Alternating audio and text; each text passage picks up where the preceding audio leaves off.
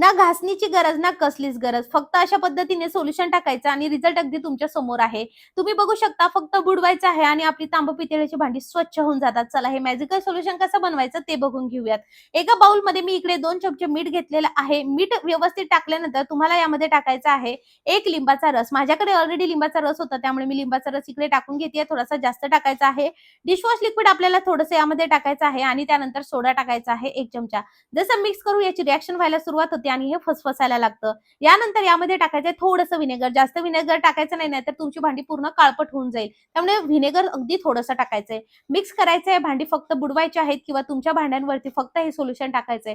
एवढा जबरदस्त रिझल्ट मिळतो ना तुमच्या नखांमध्ये काही पावडर जात ना. मेन म्हणजे तुमचे हात खराब होत. तुम्हाला हात सुद्धा लावायची गरज नाही. फक्त तुम्हाला बुडवायचं किंवा चमच्याने तुम्ही टाकू शकता. त्यानंतर स्वच्छ धुवून घ्यायचं आणि एखाद्या कोरड्या कपड्याने पुसून घ्यायचा जेणेकरून तुमच्या भांड्यांवरती डाग वगैरे होणार नाही. या पद्धतीने तुम्ही बघू शकता की ती व्यवस्थितरित्या आपली जी भांडी आहे ती पूर्ण मी स्वच्छ करून घेतली आहे, तीही विदिन मिनिटमध्ये.